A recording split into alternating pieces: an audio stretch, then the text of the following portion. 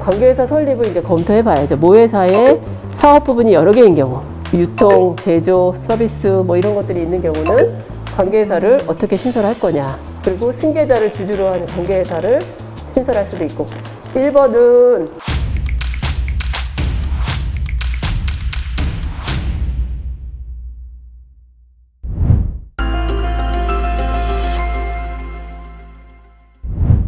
또 가업 승계를 위한 관계회사 활용 방법. 이제 두 번째는 사실은 이제 관계회사 설립을 이제 검토해 봐야죠. 모회사의 사업 부분이 여러 개인 경우, 유통, 제조, 서비스 뭐 이런 것들이 있는 경우는 관계회사를 어떻게 신설할 거냐.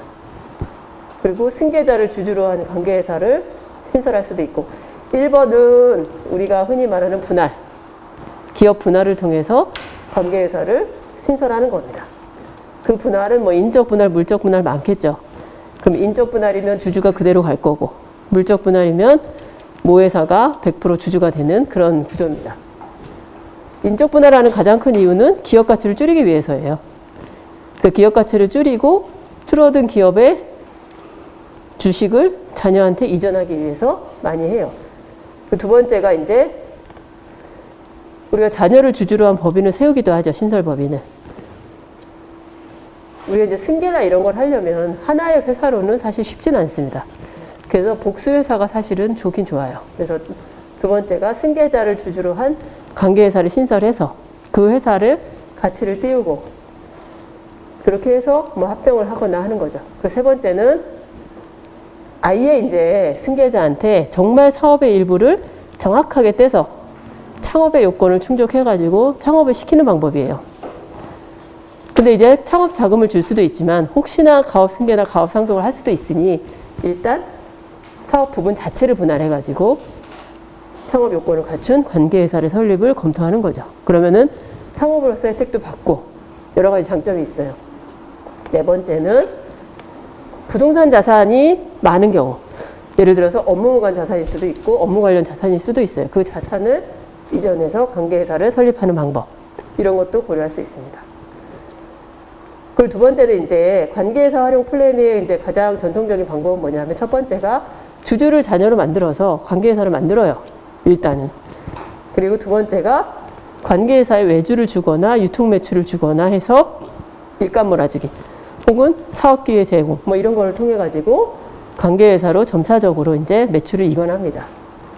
그리고 나서 관계회사와 모회사의 합병 비율을 산정해서 합병을 통해서 관계회사인 아드님의 회사로 모회사가 들어가는 거예요. 실제 이걸 작년에 딱 실행한 회사가 있습니다. 이거 하는데 거의 한 4, 5년 걸렸어요.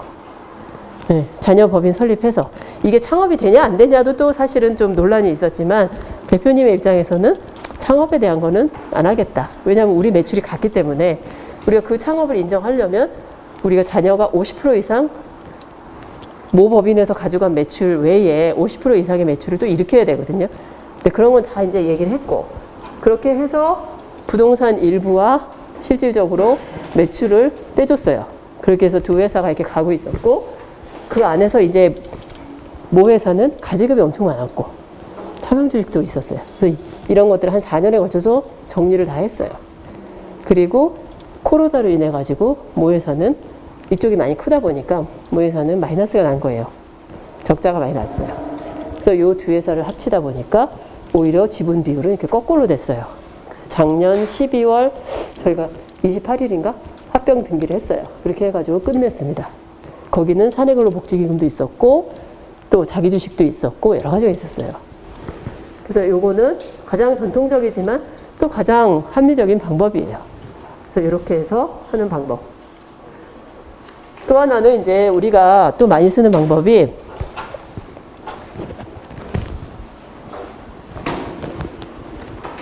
주식을 쓰는 거예요. 자본을 이전하는 거예요. 자본. 관계회사를 만들어서 자본 이전 방식을 활용하는 거예요. 계속.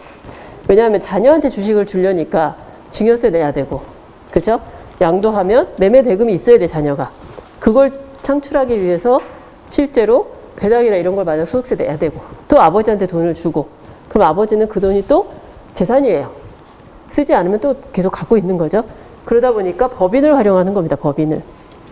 아까는 관계회사를 우리가 매출을 띄우고 이렇게 가치를 키웠다면은 이거는 흔히 우리가 말하는 홀딩 컴퍼니를 만드는 거예요. 지주회사 형식으로. 예를 들면 모법인의 이제 주식 가치를 좀 줄여서 결국 이걸 하기 위해서는 두 회사의 가치를 어떻게 조정하느냐예요. 아까처럼 매출도 옮기고 이런 작업은 해야 되고 그러다 보면 모법인의 주식 가치를 조정해서 관계회사로 주식을 파는 거죠. 매각하면 관계회사가 돈을 줘야 되고 매각 안 하고 그냥 주식을 출자해버리면은 돈을 안 줘도 되죠. 출자하면 A 회사의 주주가 B 회사가 되는 거예요. 아버지가 100%라고 가정했을 때 그러면 완전 자회사가 돼버리는 거죠. 완전 자회사가 되면 사실은 포합주식에 문제가 없기 때문에 포합주식이란 뭐냐 하면 합병을 할 때 자회사의 지분이 일정 부분 이상 있으면 2년 내에는 합병을 못하게 돼 있어요. 근데 이제 완전 자회사는 거기서 벗어나요. 그렇기 때문에 완전 자회사를 만들어 놓고 그냥 합병을 해버리면은 그냥 극단적으로 무증자 합병이 됩니다. 그러면은 자녀 회사가 다 갖고 오는 격이에요. 그래서 그런 것도 활용을 해야 된다는 거죠. 그래서 결국 이거의 장점은 뭐냐면 승계 자녀가 직접 주식을 갖고 있지 않고 관계회사를 통해서 우회적으로 가질 수 있는 장점이 있어요. 법인은 개인과의 관계에서 미지급이란 걸 달 수가 있잖아요. 그렇죠? 근데 개인과 개인은 특수관계자이기 때문에 돈을 지급 안 하면 양도 자체를 부인당할 수 있어요. 결국은 그래서 승계 자녀가 지배하는 홀딩 컴퍼니가 될 수 있는 구조도 가업 승계를 위해서 필요하다. 그 또 하나는 이제 100% 자회사가 되면 무증자 합병을 통해 가지고 모회사를 청산하는 것도 하나의 방법입니다. 아니면 그대로 갈 수도 있고요. 네.